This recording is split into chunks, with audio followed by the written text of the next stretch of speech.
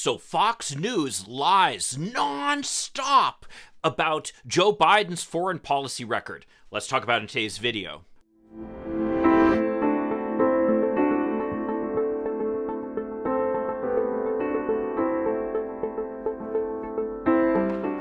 Hi, I'm Mike Greiner. I'm a lifelong Democratic activist who's concerned about the direction our country is taking.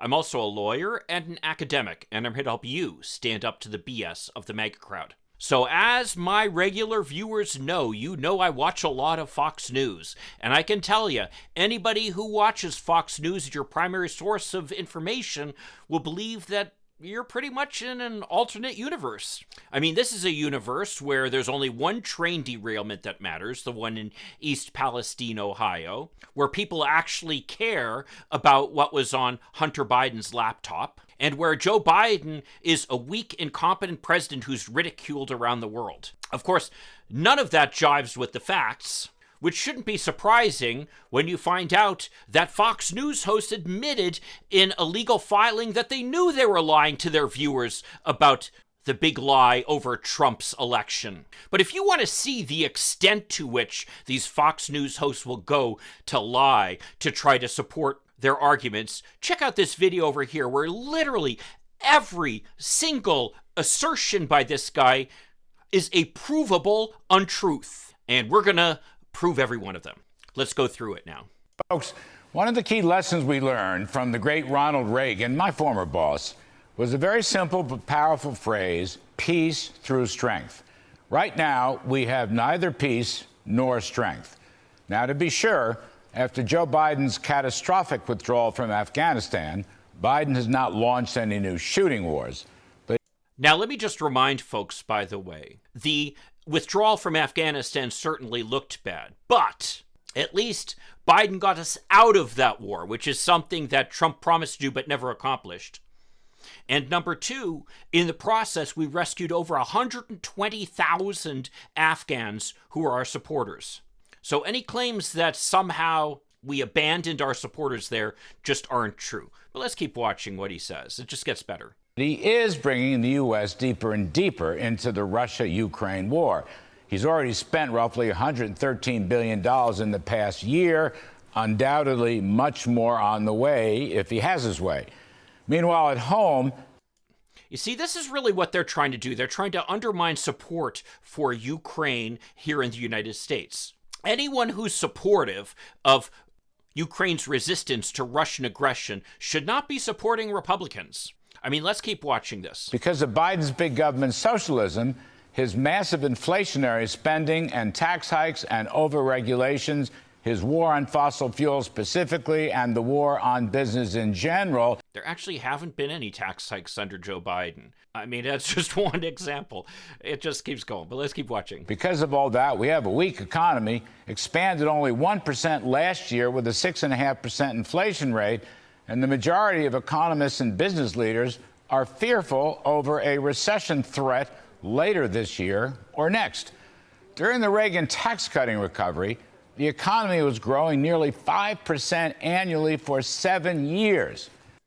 Okay, let's talk about that. The Reagan recovery was not growing by nearly 5%.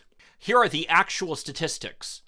First of all, the highest growth they ever had would have been in 1984, when things were bouncing back, when the economy grew by 7.25%. That's a very impressive performance, no doubt about it. But when you bounce back from a recession, that happens. I mean, just look at where you see the highest growth later on.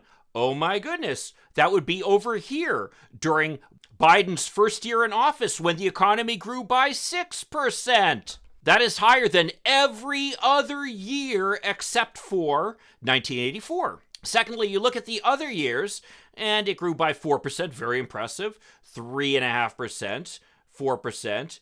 Then it goes to 1.89%.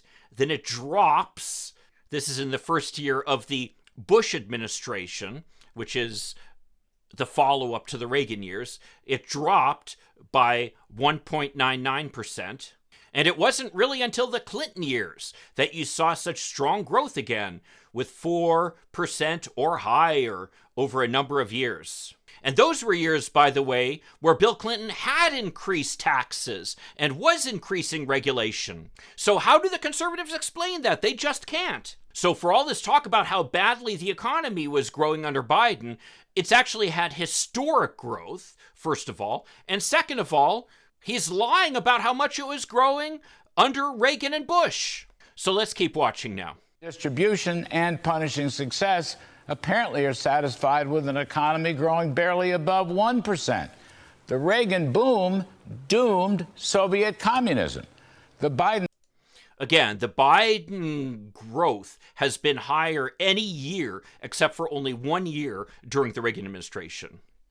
Let's keep watching. The slump encourages our enemies, Russia and China. And that is why I say that today we have neither peace nor strength. Biden may be chest-thumping his defiance over Ukraine, but the reality is his failed diplomacy a year ago was a key cause of the Russian invasion. Okay, let's just stop there for a second.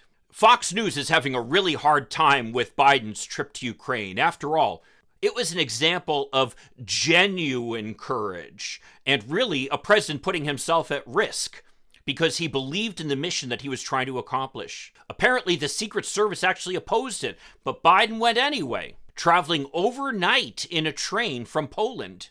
The trip has been called historic and a huge embarrassment to Putin and the Russians. But again, let's not get the facts in the way of Larry Kudlow's rant. Let's keep watching. Instead of harsh economic sanctions ahead of the invasion, Biden imposed weak sanctions after it was too late. Okay, I can't help but address this, and this is something that drives me crazy because it's an untruth that just continues to be out there. Before the invasion, Biden and the United States were warning the world, including Ukraine, that Russia was going to invade Ukraine. The Ukrainians and the Europeans and pretty much the rest of the world refused to believe us. They didn't want it to happen. Even if deep down inside they were afraid it might happen, they wanted to believe that it wouldn't happen. So there was no support for sanctions anywhere in the world until the actual invasion happened. So this blaming Biden that we didn't do something early, Biden was warning the world. He was out there telling them, but nobody believed it because nobody wanted to. What's more, this idea that the United States is weak right now, I mean, check out the research here. It shows quite clearly that America's image around the world has rebounded since Biden has been in office. And that's been a consistent finding. What's more is to call the sanctions weak, they're historic. They're devastating to Russia. Sanctions, though, aren't something that work overnight. I mean, Russia was in Afghanistan for more than 9 years. Now, obviously, we're hoping it doesn't take that long, but sanctions are not something that is going to resolve this issue quickly. But again, let's not let the facts get in the way of Larry Kudlow's story. Let's keep watching. The Russian troops were already there. Even today, with respect to all the aid and the weapons we have sent to Ukraine, many military experts still believe Biden is a day late and a dollar short. I spoke briefly to former President Trump over the weekend. Yes, former President Trump. He's somebody to use as an example of strength. Who can forget this picture of him with Vladimir Putin? Vladimir Putin was so happy to have Trump in office. There was no need for him to invade Ukraine while Trump was in office. He was getting what he wanted anyway. It's only when the United States elected another strong president who is going to stand up to him that he realized he wanted to do something. But yes, Trump is the example of somebody who's going to stand up to Putin, right? Let's keep watching. He was emphatic that were he still in the White House, he would have already negotiated a peace deal. Okay, I believe he would have done that. You know what he would have done? He would have basically given a big chunk of Ukraine, if not all of Ukraine, to Russia, which is exactly what Putin wanted. And that's why he wanted Trump in the White House, because he would have gotten what he wanted. Trump would have just handed a piece of Ukraine over to Putin. And the fact that Biden's not doing that is really bothering Putin and Trump. Let's keep watching. A number of Republicans in the House and Senate yearn for such an effort, but Biden never talks about it. No doubt, Larry Kudlow is right about the fact that there are a lot of Republicans who want to stop backing Ukraine. And that just points to the fact that anyone who supports Ukraine should be supporting the Democrats. But that also mischaracterizes the things, just about everything he said in this rant. Because according to the Wall Street Journal here, that liberal rag, Mitch McConnell and top Republicans strongly back Ukraine aid. This is just from last week. So if you're looking for bipartisan leadership, you're getting it with Joe Biden, actually. Let's keep watching. And indeed, as former Defense Secretary Mark Esper writes, and I will quote, "What is lacking is a clear sense of how Washington wants this conflict to end and then resourcing that outcome," end quote. Mr. Esper will be here in just a moment. Now comes China, almost chomping at the bit to take advantage of the American weakness. It's been several weeks since the Chinese balloon fiasco, and the Bidens still have done nothing about it. Okay, the Bidens have done nothing about it. They shot it down. If anything, this has turned into a fiasco for the Chinese, with them looking ridiculous. What's more is they talk about Chinese feeling strong relative to Biden, and yet here, according to the South China Morning Post, China is under pressure like never before after Joe Biden unveils national security strategy, analysts say. So much for China being glad that Biden's in office. But again, don't let the facts get in the way of a good story. Let's keep watching. One can only imagine Trump slamming into them with another big round of tariffs and or export controls and further decoupling the Chinese and American economies. But all that China would have had to do is write a nice letter to Trump telling him about how great he is, and he would have backed down. Let's keep watching. The Bidens have done nothing. It's a national embarrassment. The Chinese wouldn't even take the calls of American diplomats and defense officials. And when their foreign minister met in Munich with Secretary of State Blinken, he mocked America, did nothing to discourage rumors that the Chinese will not only be meeting with Russia this spring, but may be planning to provide lethal military weapons to Vladimir Putin. Oh my God, they just lie nonstop. I mean, check out this right over here. China dramatically reacted to our claims that there was intelligence that China might supply weapons to the Russians, saying that there was no effort to discourage that. They were adamant that they're not going to do it. So this is just another Larry Kudlow lie, right? Let's keep watching. Biden's UN ambassador called that a red line. But Joe Biden's former boss, Barack Obama, gave red lines a bad name years ago when he did nothing after Russia and its ally Syria continued to use chemical weapons in the Mideastern conflict. To go back to Reagan. Now, he's not wrong about that criticism. I was critical of Barack Obama as a result of that. But Barack Obama is not Joe Biden. And Joe Biden has shown remarkable resolve and strength when it comes to Ukraine. If there's anybody who I'd believe when he says there's a red line, it would be Joe Biden. Let's keep watching. When there's strength at home, that leads to strength abroad.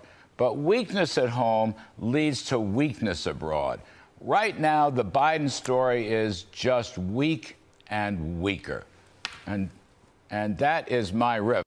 All right, so that is his riff. But it is basically non-stop spewing of lies, as you can see. And you can see why somebody watching Fox News would believe things like, oh, the economy is bad when we're creating jobs at an unprecedented rate and inflation is coming down, that the U.S. is weak and disrespected worldwide, when the entire world is awed with Joe Biden going to Ukraine and the leadership he's provided there. It's an alternate reality where all Fox News is doing is just stoking the resentments of white people, making them believe that somehow they're not being given the privileged position they deserve simply because of the color of their skin. Well, if you want to find out more about what actually happened with the Afghan withdrawal, as opposed to the rhetoric that's been spewed by Republicans, check out this video over here. It wasn't perfect, but it certainly wasn't what's been presented. I'll see you then. In the meantime, let's hope for continued progress. Thank you.